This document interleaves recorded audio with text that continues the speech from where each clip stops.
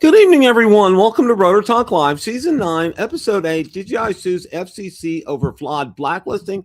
Hope everyone is doing well this evening. We're going to check in here with everybody. Let's see, drone shots, Jody, CT Pirate, drone angles. Joe's here. Let's see who else we got. DD Fellows. Lauren is here. Welcome, Lauren. Let's see who else we got. Don Simpson, John Flynn, see who else? RJ Redding, Michael Wright is here. See who else we got. Boy, got a whole house here tonight. Greg Pittman is here. Waypoint New England, welcome, my friend. And Waypoint New England, thank you for stopping by on Wednesdays for my ham radio show. I really appreciate that. Let's see. Jaybird is here. Carlos Moran is here. Captain Ray is here. Casey Crime Fighter is here. Kana 7782 is here. All right. I know a lot of you got hit by this storm. It was a record-setting storm. I know. I've seen pictures of it up in Rhode Island. I think 36 inches of snow. If you were hit by the storm, drop in the chat how many inches of snow you got in the area that you lived in. I'm just curious just to see. Just go ahead and punch it in there. I know Ron got some snow.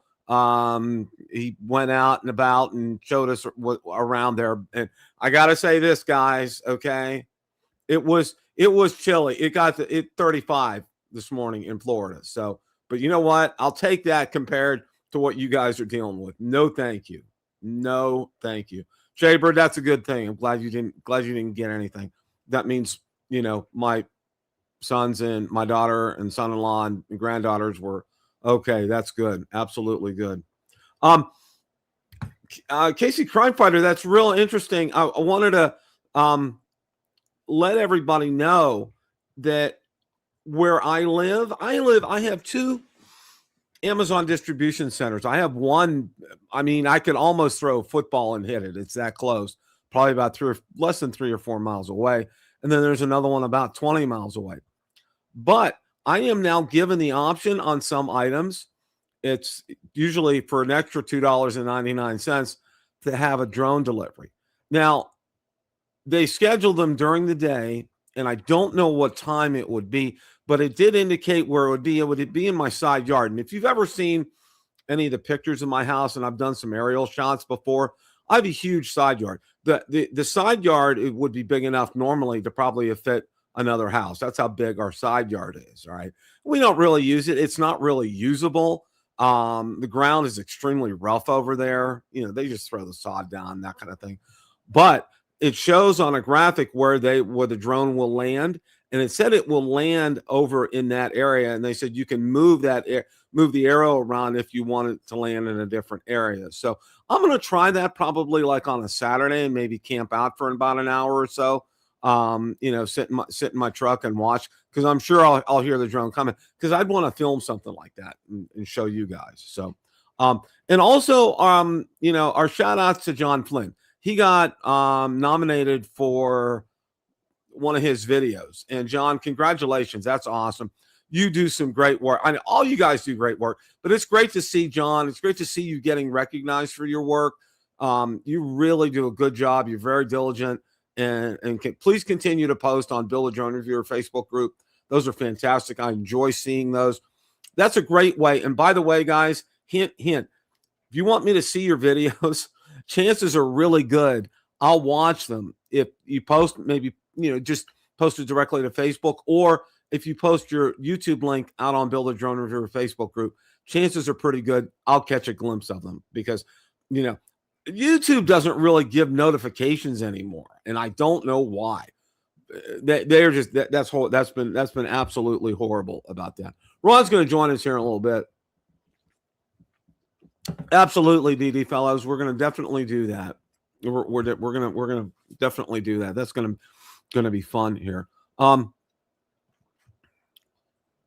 wow. Yeah, it's $299 for me, KC Crime Fighter. So so that's kind of where we're going with that. So but yeah, I'm could not be more pleased to have this opportunity. Okay. Guys, got a few things we're going to talk about, and then the main topic of the evening, after Ron joins me here in just a little bit. Yeah. The first thing is they did another update to the Osmo 360, and I want to go ahead and share that if I can here. Okay. All right. DJI Osmo 360 adds update, adaptive tone, better snow color. Okay. Roll out fresh firmware update for its 360, promising real-world improvements for creators. On the headline, additions is adaptive tone, a new processing feature accessible in panoramic video mode. Once enabled, the image audio parameters icon in the Mimo app, adaptive tone intelligently boosts contrast and depth in your clips, leading to richer, more dynamic footage straight from your Osmo 360. It's especially useful for content creators who want punchy, standout visuals without spending hours in post-production. That's interesting here. Alongside this creative upgrade, DJI has improved color rendering in snow scenes, a thoughtful touch that delivers more accurate tones and less washed out whites when shooting in bright, snowy environments. Whether you're documenting a winter adventure or capturing a high contrast landscape, this update helps ensure your 360-degree footage pops. This is all well and good. And I know Ron and I kind of addressed this a little bit last week. It really is intriguing, and I would probably be more interested in it. However, the problem with the 360 is, you guys know, I'm preaching to the choir. You're welcome, John. Absolutely. Absolutely. Hope you do well in that. One of the things, oh, wow, Waypoint New England, wow, holy cow. Oh, wow, thank goodness you got power. Wow. I am so sorry you guys got that. Oh, that's great, Eye in the Sky Drones. If you want to publish that, that would be good. Please do.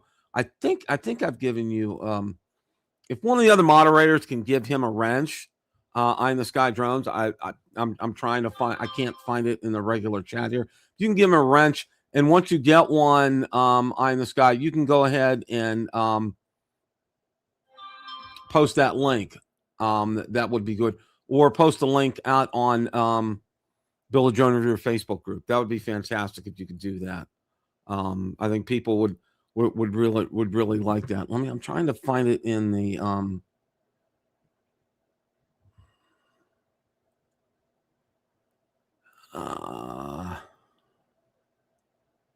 oh, here we go. I'm gonna do that.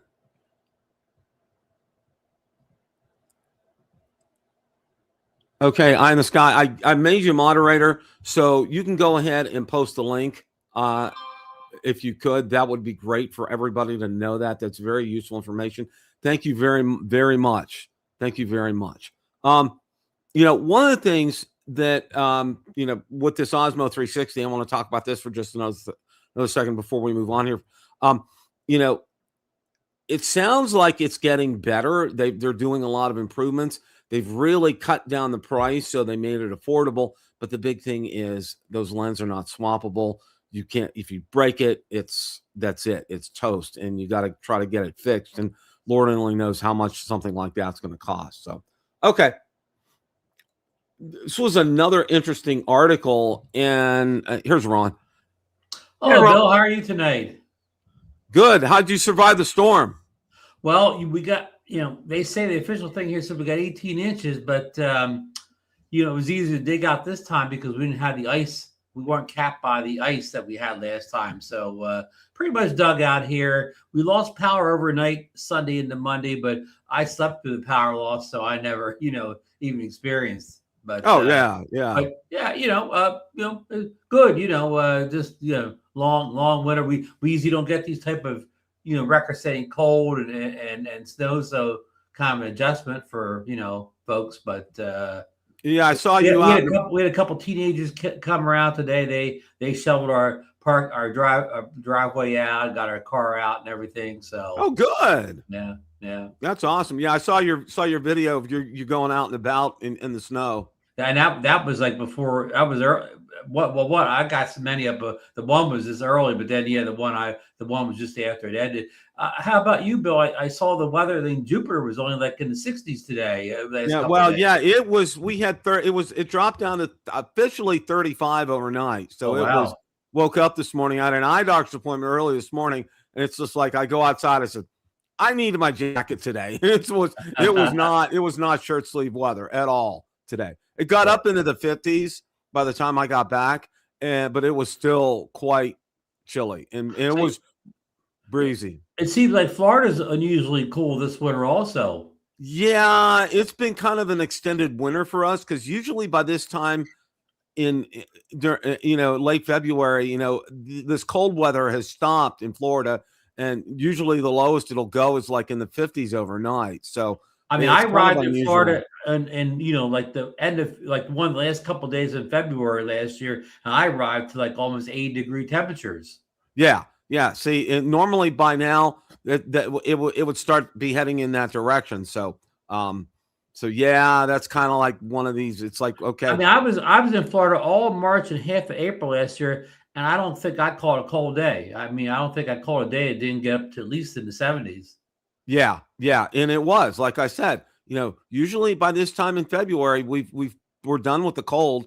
And it's the highs are in the 70s and lows are in the 50s, and it's trending upward. But it had been trending pretty good. We had a few days that were 80 last week, but then this weekend it dropped. Sunday it took a nosedive, and they told us Monday's going to be chilly, and so will Tuesday, and they were right. It was definitely like that. Ron, I don't know if you saw this article, but this was out on Drone DJ, and it was about another use for the Apple Watch, and I thought it was real interesting. Hey, real quick, Bill, in the chat they're asking where you are. Greg, Bill's in the Tampa area. Is that correct, Bill? You're suburban? Yes. Tampa? Yes, I'm in the Tampa area. And thank you for Eye in the Sky Drones. That link is for a DJI repair facility, Ron. Oh, good. Yeah, so if you guys definitely want to bookmark that. Thank you, John. I appreciate that. Yeah. Yeah, exactly. Okay. Yeah. I haven't really taken a look at the long range here. Okay. This is interesting. How to control your DJI Osmo gimbal from the Apple Watch. And apparently there's an app to do this now, including the Osmo Mobile 6, Osmo Mobile 7P, Osmo Mobile 8, Osmo Mobile 9. All these 3-axis stabilized gimbals connect everything properly. Start shooting from your wrists, and use Active Track for hands-free filming. Okay. This is all well and good if you're setting it up like they show in this video here. Mm-hmm. But if you're using your gimbal on a standalone, you can't use this as a standalone. Is what this is. This is if you've placed your gimbal down on a mounting system like this, and you want to move the camera around using your watch. That's basically what this is. Well, just like the watch, you flying in what is the Neo drones or whatever. I think you have to have it in the air, and you have to have everything going before you can use the watch. So it's very limited capabilities. I have a confession. I haven't even tried to watch controlling the Neo drones yet. Now, one of the things I can tell you about my watch is I have an app through Toyota where I can start the truck. Right. Using my watch. Susan can too, and her title on her watch it fell on her Highlander. Yeah. That's a nice feature to be able to do. But of course, the big complaint here is, Bill, that everybody says, why just Apple phones? What about Android watches? Yeah. That's one thing that I've always said, and I'm digressing for a second. We'll get back to drones here in just a quick second. Is, one of the things that I think Apple is light years ahead on is their watch. Okay. Samsung is still playing catch up with that, and they haven't. And it bothers the crap out of me because I needed a new watch last year, and it's still not to where, I wish I could pair an Apple Watch up with my Android phone because I love it so much. I would get one in a heartbeat. And that's surprising it hasn't happened, because in the old days, remember, they made Apple iPods and stuff, work with Android, with Windows and Android. They weren't just Mac specific. You could use an iPod with any other operating system. Yep, I remember that. That absolutely. Before the days of phones, remember, we all had our iPods. Yes, we sure did. Now, this is a real interesting article. And last week, I think you remember, Ron, we talked about Anzu Robotics and how they were having to curtail some things. And I'm getting ready to share a screen right here. Well, the state of Texas has decided to go ahead and sue Anzu over alleged DJI drone deception, meaning, they were masking these drones as being made in Malaysia, but they were really, in essence, being made by DJI. And it was definitely, it's, like a Mavic 3 Pro, except for the green. I mean, it was very recognizable. And they got very specific in terms of what they're going after in terms of the Anzu entered the market. Okay. The suit petition, like a technical teardown, investigators, independently security researchers, found that the Raptor T's internal hardware matches DJI Mavic 3 Enterprise. The firmware assigned and encrypted uses DJI's cryptographic keys. The remote controller appears to be a relabeled DJI RC Pro. Software components heavily rely on DJI's SDK. Perhaps most controversially, Texas alleges that DJI retains control of the root cryptographic keys used to sign firmware, meaning DJI could theoretically push updates or access systems on a foundational level. If true, that would directly undercut Anzu's claims that its firmware was independently developed and secured. Anzu had previously said its firmware was a custom snapshot housed on US-based servers and inaccessible to outside modification. The lawsuit claims technical analysis shows otherwise. The licensing question, and they got into that, data security and the CCP angle.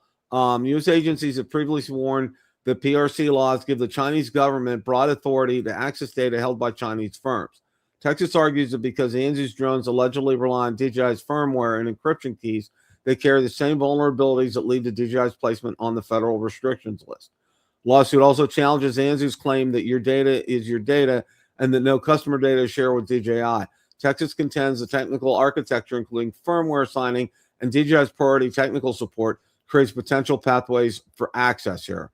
What this means for buyers, for enterprise and government customers, the implications could be significant. The Anzu drones are deemed functionally equivalent to DJI drones under regulatory definitions. They could face similar restriction, government procurement, and critical infrastructure use. Okay.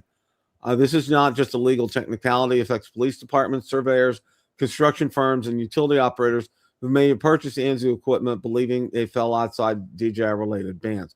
And then I'll kind of leave the rest of that article for you guys to read on your own. But no, the important thing to remember here is this is the lawsuit here.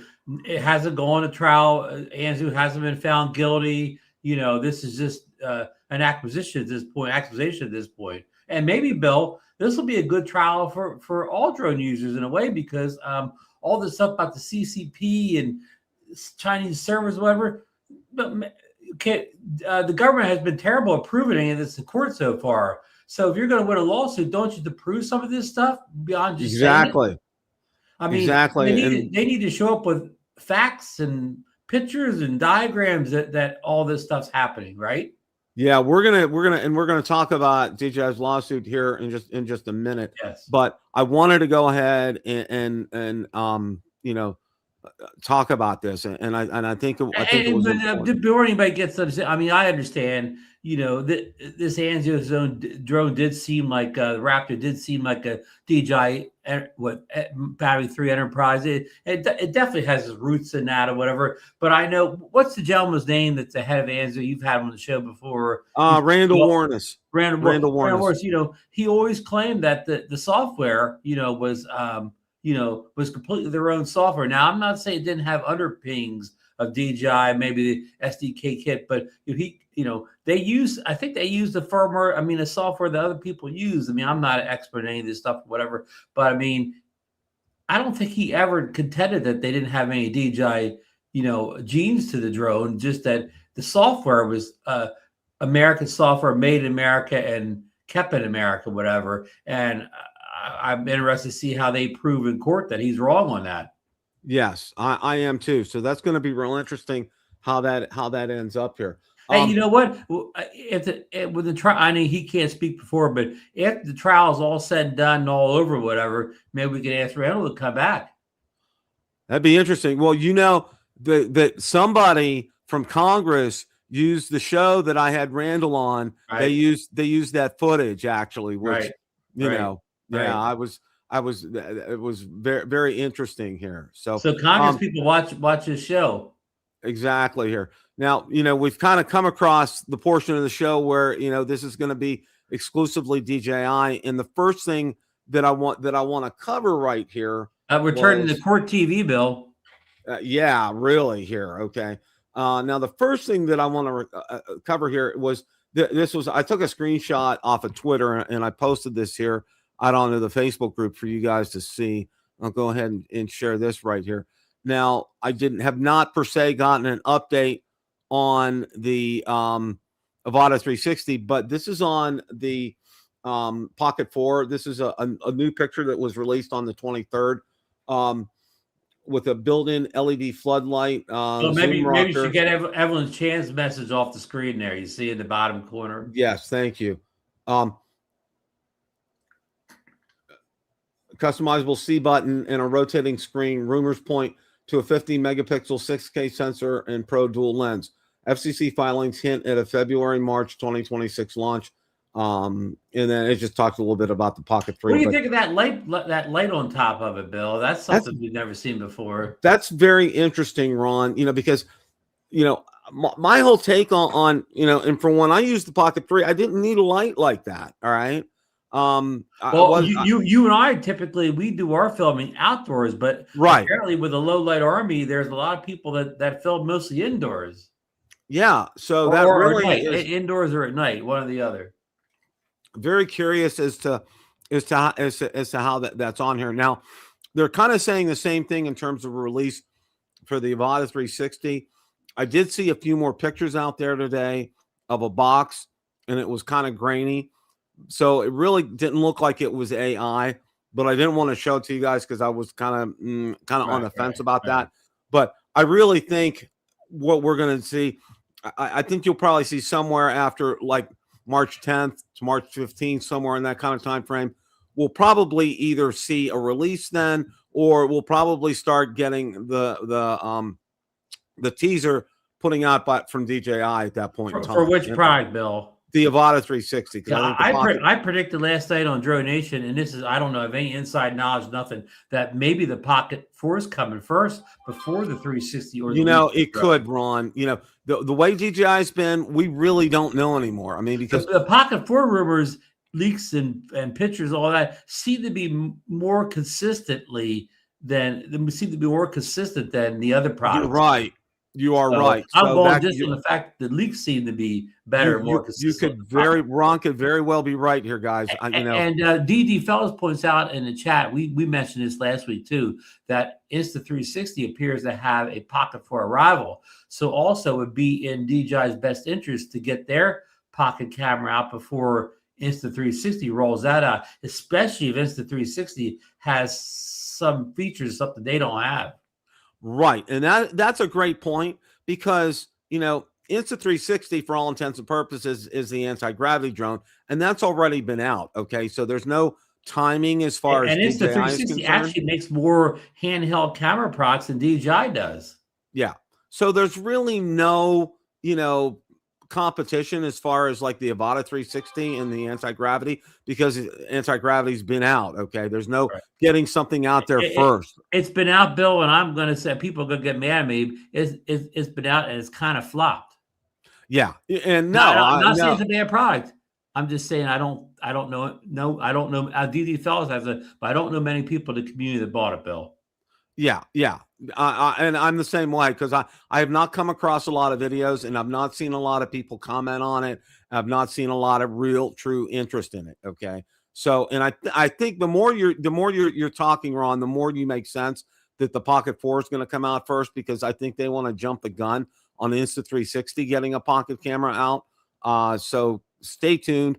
And like I said, that time frame, I'm probably looking like second-ish, third-ish week of March. We'll either get info about it or there'll be a release about it, is what I'm thinking. And Bill, it may be a little selfish on my part, because I may be interested more in the Pocket 4 than I am the 360 drone or the Lito drones, because again, I'm not sure I need a 360 drone, Bill, and the Lito drones are just kind of the budget versions of current drones, so that doesn't do a lot for me either. But the Pocket 4, that may be something that I can make more use out of. Right. Now, for me, the thing that intrigues me about the Avata 360 is you can fly it like a normal drone. You don't have to have goggles with it. Okay. Yes. And I think that's going to appeal to a lot of people. Yep. And also, too, it's not like it's, with the Osmo 360, it's that the whole issue for me on getting something like that is not the processing, but it would be that, I mean, if you drop it and break it, it's toast. Okay. You can't swap out that lens. I mean, it's not replaceable. Right. Like the Insta360s are. So not user replaceable. Not user replaceable. And of course, it'd be hard for you to send in a DJI, Of course, you know what, Bill? If you buy if you buy the extra clone of the Pocket of DJI's 360 camera, they say they'll replace the lens for you. They can do it because they're not DJI. They're just a copy of DJI. The extra, I believe, is the name. Exactly here. Now, one of the other things that I wanted to talk about before we hit the main point of the evening is another DJI drone is on sale, and it's the Flip, and it's an incredible price. Okay, the Flip with two batteries is only $329. No controller though, Bill. There's no controller with this, which is good for us people that have a collection of controllers already. Exactly. And Bill, why this is such a good buy is if you went on Amazon to buy batteries for this, they'd be $99. So you got it's $200 just worth of batteries here. So the drone's only $129, Bill. That is a very good deal, Ron. And I think if you've been thinking about it, this will be the time to go ahead and pull the trigger. I personally have not gotten it because for me, it's just too windy down here. And, all the situations that I would want to try to fly it in, I don't think it can handle the wind, to be honest with you. I really do. And now the Neo 2's out, we kind of have a lot of functionality, in a Neo. We have more functionality in Neo 2, and the Neo 2's camera is better. So the Neo 2 may be a better choice. Exactly. Okay. And but now that this is so cheap, though, actually you could get this if you didn't need the controller. This is a better buy than Neo 2. Yeah, I agree. I agree. You get the longer flight time, and this has the camera of the Mini 4 Pro, so you have a little bit better video and pictures, and you have a little bit better battery life than you would in a Neo series drone, Bill.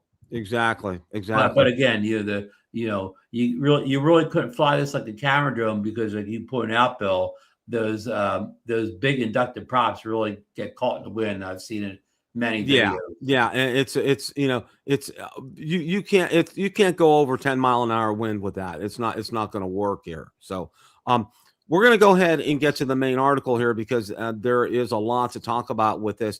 DJI sues FCC over flawed ban on new U.S. drone sales, and I kind of want to dig down into this here now. Before we get started on all this, I think that's one thing that I have been saying all along, that DJI is not going to rest on its laurels with this. Okay. They were not going to sit by idly and sit on their hands and say, we're losing millions of dollars because of this. We're not going to do anything. No, they were working on it. And I believe, with their legal department, they have to be top notch to work at a firm like DJI. All right. And if they're going to put a lawsuit together and they want to try to make it as bulletproof as possible, it's going to take time to do that. All right. You want to make something, when you do this, you want to go in with all your guns blazing. You don't want to leave anything behind. And I think that's what DJI did here with the teeth of this lawsuit. And we're going to go ahead and take a look. And Bill, remember, the one of the main things is a suit like this, you want to make sure your case winds up in a court that has the right judge and the right jury. Exactly. Okay. Exactly. That's really important here. Okay. The petition targets a December 23rd, 2025 decision by the FCC to place the company on its covered list, a move that effectively bans the authorization and sale of all new DJI drone models here in the United States. In the filings, DJI argues that the FCC's decision is fundamentally flawed, the Global Times has learned. The company contends that the agency failed to provide substantive evidence that its products pose a genuine threat to U.S. national security here. Despite repeated efforts to engage with the government, DJI has never been given the chance to provide information to address or refute any concerns, the company said in a statement. Such action not only contravenes the principle of due process, but also may violate the U.S. Constitution and relevant federal laws. The FCC's December ruling was far-reaching, barring imports of new foreign-made drones and critical components. While the ban is not retroactive, meaning current owners can still fly their existing aircraft, it effectively creates a sunset for DJI's presence in the U.S. market by preventing the release of newer, safer, and more efficient models here. Number one, the Pentagon battle 2024 to 2025. The DoD designated DJI as a Chinese military company under Section 1260H of the National Defense Authorization Act. While a federal judge recently upheld the listing in September 2025, the court rejected several of DoD's specific claims, finding no evidence that DJI is owned or controlled by the Chinese Communist Party. Number two, the entity list. DJI has been on the Department of Commerce's entity list since 2020, which restricts its access to U.S. components. And Bill, that's why we can't buy drones directly from DJI. Correct. And the last one, patent litigation. Beyond national security, DJI has fought domestic legal battles, including a 2023 case where a jury ordered the company to pay $279 million in damages to Textron over flight control patents, a verdict DJI continues to dispute. By suing the FCC now, DJI is attempting to prevent the covered list from becoming its final nail in the coffin for U.S. operations. The impact of the FCC's decision has been immediate and visceral, okay? The agricultural sector has been particularly vocal. Many U.S. farmers rely on DJI's agri-drones for precision crop spraying, okay? Perhaps the most significant impact is on American law enforcement. More than 80% of the 1,800 plus state and local law enforcement agencies in the United States utilize DJI drones for search and rescue, accident reconstruction, and tactical overwatch.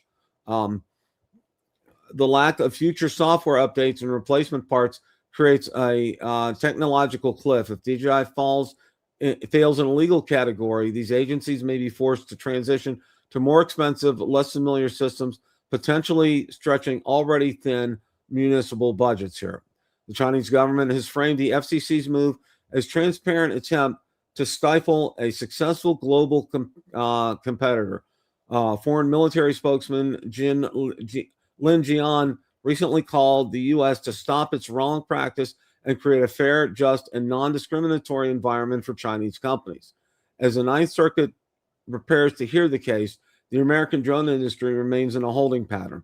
The outcome will decide more than just the fate of one company. It will determine whether the U.S. can successfully build a domestic drone industry from scratch, or if it simply grounded its most essential tools in the name of security threat that DJI claims has never been proven. Wow. Okay. This is a lot to digest here, Ron, but, kind of want to take this in pieces here. All right. let's go up here. We're gonna go up here, and I think this is the kind of the meat of the article here. The Pentagon battle, okay, and this is the whole reason right now that it is blacklisted. Stefaniak and all her cronies in Congress got together, including Senator Rick Scott from the state of Florida, and they crafted that bill in such a way that if nobody did anything, it was going to become law. All right, which I mean, it's just totally absurd. All right. DJI wanted and demanded to have it have its security concerns reviewed, and nobody did it. No agency of the federal government did it. None of the three-letter alphabets have done that. Okay. And I think that's pretty important here. And I think that's probably the crux of their lawsuit. And I think they have a lot of standing on this. Okay. Number two, have you ever heard of anything like that ever done in relationship to anything in this country? Not forget about drones. Any other business or anything can you think of ever in the history of U.S.? Have they ever put a thing where if nobody inspected it, something went in the law? Nobody's ever heard anything like that, right? I agree, Ron. I agree. I've never heard of something like this happening.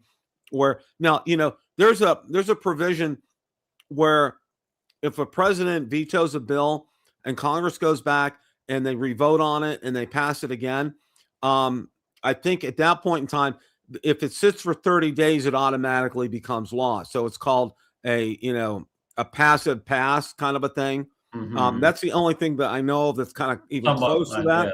Yeah. But this is unprecedented. Okay. Totally unprecedented. Now, number two, this Department of Commerce entity list, okay, with the Uyghurs, okay, that's been going on since 2020. Now, they've just really stepped it up the past couple of years and really enforced it to the point that it blocked, literally blocked. It's about the time of the Air 3S is when they really started blocking everything. It started blocking the Air 3S, and then the bottom fell out after that, all right? And it was real interesting because I still get an email about once a month because I have $175 in DJI credits out there, Ron, and I can't spend it. There's nothing out there to get. Bill, you should have bought the Flip last year because the Flip was the last drone that was on the U.S. DJI website. You're right. And then they talk about a patent litigation, which is something new. We really haven't been privy to this. And kudos to Drone DJ for getting this in the article here, especially this $279 million in damages to Textron over flight control patents. I remember, and this is several years ago, that DJI sued Autel. They had a lawsuit over something years ago. DJI sued Autel for stealing its patterns, okay? Like if you looked at the Autel X-Star Premium, all right? It was a Phantom 4, okay? It really was. It was just orange, okay? That was the only the other way around, though, I think Autel sued DJI over some other feature like, I don't know, Return to Home or something like that. They sued and won against DJI on some kind of a technology. Yeah, and I don't know how all that panned out. I think they kind of washed out on that. And would that be a case that was held? That would all be in China, right? That whole thing legal thing would happen in China, right? Part of that happened here in the United States. Okay. Because Autel, but Autel, they pretend to be an American company, but they really weren't, right? Right. Because they had offices here, they were really a Chinese company at heart. Exactly here. So this is the crux right here. And folks, I don't mean to be mean to Autel. I don't know if they were pretending. No. People assumed they were an American company, even though they weren't. But let me say something about this. The case back in September that they lost this past September about basically the military thing. I guess it was the Pentagon or whatever, and it was a case where DJI lost, but the judge said that he admitted that they didn't really prove all the things like, say, the Chinese military company and all that, but he deferred. He said, well, they didn't really prove anything. We just defer to what the military says in these cases. What DJI has to do is, well, first of all, if the government could have proved this Chinese military corporation, they would have done that in that trial then. So because they Exactly. couldn't do it, they'll never be able to do it, right? That was their chance. So Right. but the DJI has to do is find a court or a judge that won't let them get by on this. Well, we just do what the military says, even though they can't prove their case. They got to find because if they find one judge and jury that says no to this or whatever, then that'll take over until the government tries the next move to stop them. But that's the point. The government could not prove this back in September. So what makes you think they're going to prove it this time around in the lawsuit? Exactly. And that's the crux of this, Ron, okay, is, a judge has even ruled out, I mean, it said, that it wasn't controlled by the CCP, okay? He's ruled that, all right? Well, he said that in his notes, but he ruled that right, he ruled that, but he put that in his notes that in his notes he had that in there, yeah. which is important, and I think that gives DJI standing in this case here, because the crux of this whole case, and I like the way that they structured it. I'm not a lawyer, but I like the way they structured it, is because they're referencing, okay, this in their brief, and what they're saying is there was a failure to execute. All right. In other words, the onus was on the federal government to go ahead and conduct these security reviews. All right. And by not doing these reviews, they automatically got on the blacklist. And what DJI is saying is, wait a minute here. Okay. You said that you were going to go ahead and do this. And if it doesn't happen, that it's automatically going to become law. And DJI says, wait, that's not kosher. Okay. You can't do that. You can't go out there and put this in a law, in a bill, okay, and say, well, if we just don't do anything about it, it's still going to become law. So you can't do that. And I maybe think in this lawsuit they have going on now, they could force a lot of documents to be open, to examination that the government doesn't really want hope so. I really hope so, because independent audits have shown on several occasions from I think there was, I always know it was Price Waterhouse or whoever. There was a Big 8 accounting firm that did an audit of DJI and it showed it as clean as a whistle. So that's why they were absolutely recommended. They said, we have nothing to hide. You can see here's everything. Okay. Source code. They showed them the whole 9 yards. Okay. And I know, because I know several people that audited for Big 8 accounting firms, especially when they would come in to look at an IT place. They look at code. They get down to the nitty gritty. Okay. That you got to be real. I'd considered becoming an auditor for one of the Big 8 accounting firms for looking at code, but it required more education, and I'm like, no, I'm not going to do that. But we know DJI, even the servers that their data gets sent to Amazon servers in the US. Exactly. Okay. So it's all out there. All right. And plus, for a couple of years now, DJI has that software. You could turn off all you could have it never connect to the internet. Anybody can go in and just say, click the buttons not to connect to the internet anymore. So if you got sensitive data in your drone or anything, if you just don't want any server getting your information, just turn off the data and stuff on the drone. The drone won't connect to the internet anymore. Ron, I thought that was permanently disabled. Am I wrong about that? Well, not that I know of. I thought there was something that was disabled about that. So, but you're right. It may be like that. I'm trying to remember. Well, before the next show, I'll get a drone out and try it again. Yeah, I'm going to try that too, because I'm just kind of curious. But really, I really think DJI has some favor with this here, and I really think this is they're gonna really raise some eyebrows here.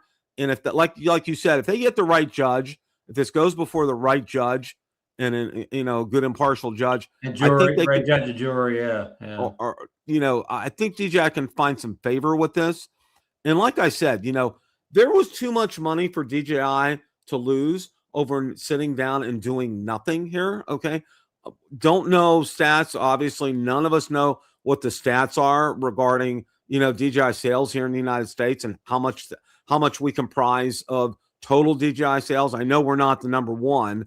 Maybe the European Union, UK is, Asia is. I don't know. Okay, but it has to be a significant amount of money. All right, They have an Bill, unofficial, you go on YouTube, there's more drone videos made by Americans than anything else.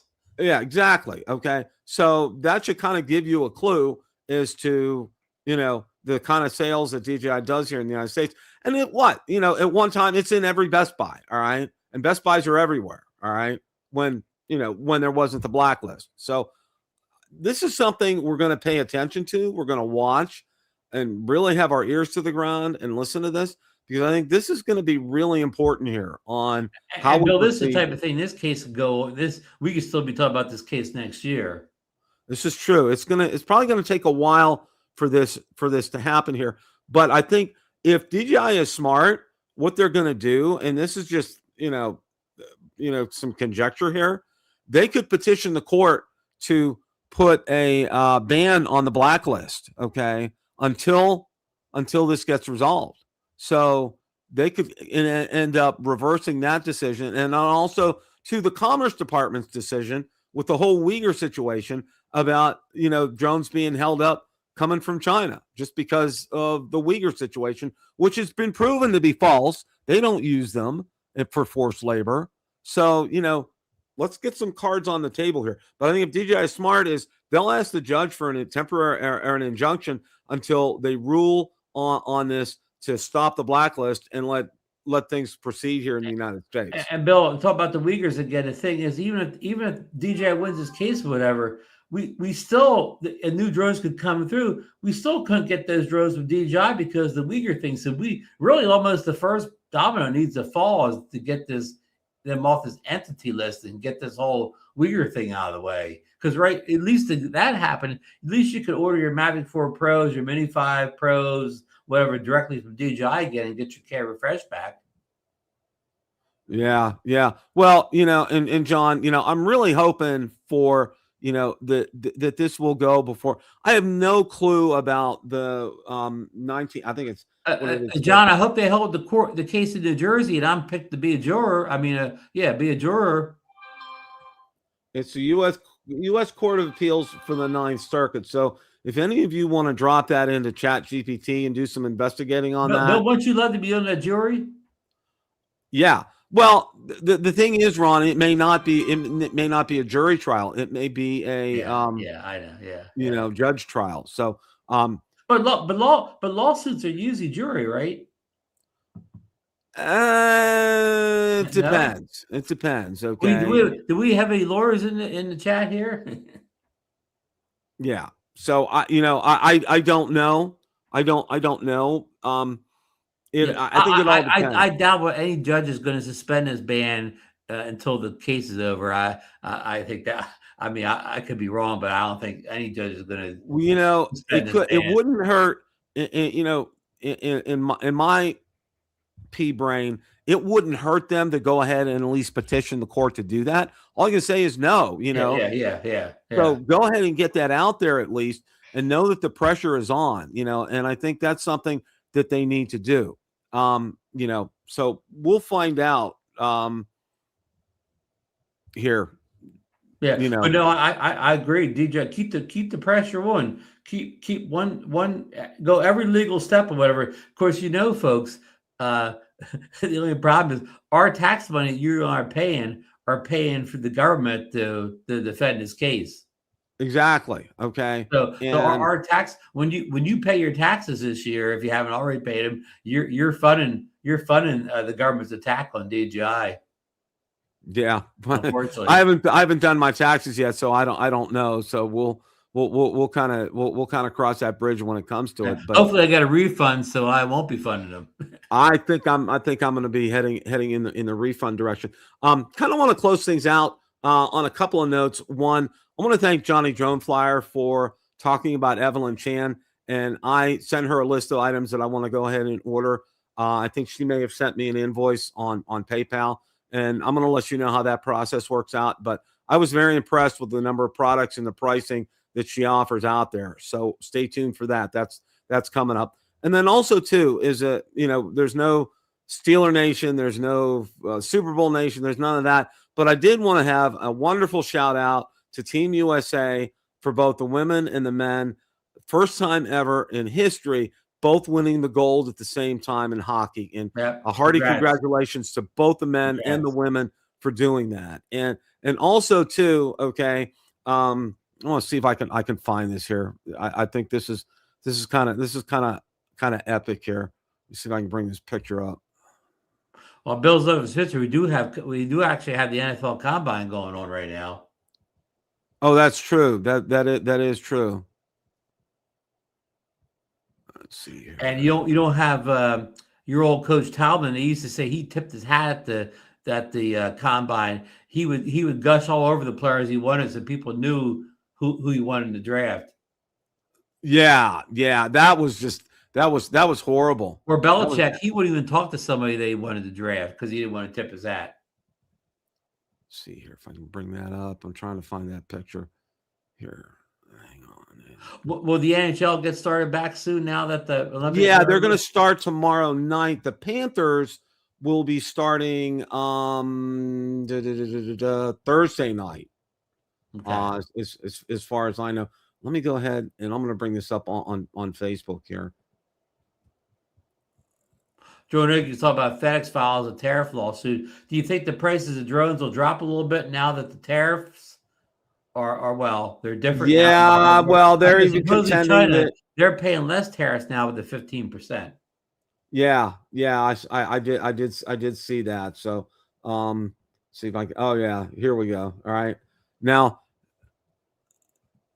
this is all being done in good fun, in good clean fun. Here, I'm kind of prefacing this. Let's go ahead. Yeah. All right, this is for all my friends up in Canada here. Okay, this is a bucket of Canadian tears because I'll tell you what, Ron, I have never seen. All right. Somebody complain and whine more than Team Canada. Okay. And I'll talk about the game here for a second. Connor McDavid had a breakaway and did not score. Macklin Celebrini had a breakaway and did not score. Are these Canadian players, Bill? Yeah, these are Canadian players. Team Canada had a 2-man advantage and did not score. Nate McKinnon had a wide open net to shoot at and did not score. Their head coach, John Cooper, who I have choice words about, disdained. He said it shouldn't be a 3-on-3 format. Okay. Well, the game before was a 3-on-3 format against Finland for Canada. And that's how, and they won in that Team Canada won to go to the gold medal game. So, it was kind of like, which way do you want it here? And just I've seen nothing but, and somebody put this other comment out there too, is there's more salt coming from Canadian fans than there are out in the waters of the ocean. Okay, and one of the things I got to say is this, Ron. Were the Canadians favored to win the game, Bill, of the series? Yeah, they were favored to win the game, and the game itself was, the goaltender for the United States stole the game. Okay, Connor Hellebuck. Well, my wife and I watched it, and I told her, I said, I don't think I've ever seen a single greater game in Olympic history than what Connor Hellebuck did. The saves that he made were astronomical. They were insane. You couldn't teach this kind of stuff. I mean, he exercised a lot of demons from the NHL with his play right there. It was just exceptional the way he played, and he won the game for them. Okay, because they were all saying, Team Canada was saying, well, we deserve to win the game. I said, well, you know what? You missed those opportunities that I had just mentioned, and you also had the MVP of the series. Okay, went to Connor McDavid because he scored the most points, not to Connor Hellebuck, who literally he played lights out all the games, and especially that last game. All right, so. Now, the other thing I'll say is this, all right? If Team USA had lost, they'd have been gracious losers, all right? They'd have said, we got beat by a better team. Congratulations to Canada, okay? But what you're hearing from a lot of the Canadian players is the exact opposite, that we deserve to win that game, blah, blah, blah. And I'm like, look, here's the bottom line on this, guys, all right? You failed, and you had multiple opportunities to do it, and you didn't do it. And also, too, on the play where they ended up scoring in overtime, Connor McDavid did not rush up to play defense because it's a 3-on-3, which it's really exciting, but you have to be really on your toes and really help your goaltender out. He was nowhere in sight. He was still back in the offensive zone by the time the goal went in the back of the net. Puck went in the back of the net. So you said he was MVP. And he was MVP. Yeah, exactly. So that's all I got for that. So any closing remarks here, Ron? No. I mean, of course, Jay Bird pointed out, we're getting ready for the State of the Union here, and we sort of gave the State of the Union for drones tonight, as far as lawsuits and what's coming out next, as far as DJI. So we kind of gave our State of the Union, right, Bill? Exactly. And I think there's some hope finally. Don't throw this away, guys. Okay. This is something that's going to be around for a little bit, and hopefully this will make a difference for us. So cross your fingers and say a lot of prayers on this one, because if we get before the right judge and the right court, that it's going to make all the difference in the world. Bill, one closing, maybe controversial. Do you think that for the American drone makers to succeed, they need DJI out of the picture? Is it impossible for them to coexist in the same marketplace with DJI? That's a great possibility, Ron. And I think here, if this does come, and let's say DJI gets a favorable ruling from this judge, okay, and American companies do get drones made, all right. As we've said before, and we've said it on Drone Nation, we've said it here, Johnny and Ray have said it on their shows, and Bill Thomas and everybody, competition is so good, okay, because it forces each company to be better and to do better, all right? So if DJI has an actual competitor here in the United States, it'll force DJI to be better. And in turn, that company will force itself to be better and try to make better products, all right? Because as it stands, and we've said this before, and you've said it, I've said it, everybody else has said it, it's going to take years, not months. It's going to take years before any company here in the United States can even reach up to the quality of, say, like a Mini 5 Pro, all right? It's going to take years for that, all right? It's going to take a lot of technology, a lot of hard work, and a lot of effort. So, these U.S. companies have it cut out for themselves in order to do something like that. And we know we live in a marketplace where Ford and GM survive real well with Toyota and Honda, whatever, right? Exactly. Okay. Exactly. And nobody's putting anybody else out of business, and what ended up happening, okay? And you brought up a really good point, and I'm going to kind of close with this here, is, back in the 80s, probably 90s, probably late 80s here, okay? Honda and Toyota were making a great impact in terms of automobile sales, but yet they were still all made over in Japan, all right? Well, their push came to shove, and I remember an instance here where Honda had, their vehicles were being imported, and the ones that we got in Ohio came through Chicago, all right? And there was a strike on for transit workers. So I remember at this one dealership, they had employees driving to Chicago, they would fly them up to Chicago and drive Hondas back off the truck, literally. Okay, and then all of a sudden there was news and rumblings, and there was a place called Marysville, Ohio. It has Honda has two auto manufacturing facilities up there. They're huge. I actually had a tour of one of them.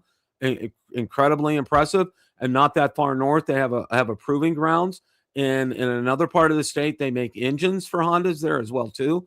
And we all know Toyota has a plant in San Antonio that makes Tundras. They have a plant in Kentucky that makes vehicles as well. It has done nothing but bolster the economy, and just and it's made each one better. It's made the domestic car companies better to try to catch up to them. Okay, and the quality, a lot of the domestic car companies is finally at the point where you can say, it may be approaching that of Toyota and Honda. I mean, they really do a decent job. So it's good here. So in other words, the bottom line is, we get another company in here. Let's say they go ahead and the judge says, well, you know what? We'll go ahead. We'll rule in favor of you, but you gotta do a manufacturing facility here in the United States just to prove blah blah blah. I'm just throwing this out there, okay? I'm just this isn't even legal speak, but let's say they do something like that. That's going to be great for everybody. So, any closing thoughts? We all want to make drones in America, DJI, to get around us, but I don't think they sell enough units. Like with cars, you know what I mean? They sell enough cars to make that make it worthwhile having a plant here. But I don't know if DJI sells enough drones in America that make it worthwhile building plants here. Just my take on that or whatever. That's absolutely. So, any other thoughts here, Ron, before we wrap things up? No, again, just that I don't get much flying these days, Bill, because of the weather. But hopefully, I'll be in Florida around the 15th of March. So make sure that weather board is back up by the middle of March, Bill. I'm working on it, Ron. I really am, because I couldn't go out flying the past couple of weekends because of weather myself. So, it's been that's why I'm kind of itchy to get out there. I mean, I work long work weeks, and there's never enough time for me to get out after work because it's mostly dark by then. So, and I know how that is. Probably when you're working, you have beautiful weather, but when you're off, then the weather goes to crap. Yeah, Saturday and Sunday, it's been like that. So, guys, thanks so much. Appreciate all your wonderful comments in the chat. As always, guys, remember, it's a great day to fly. Take care, everybody. Have a great rest of your week. Good night.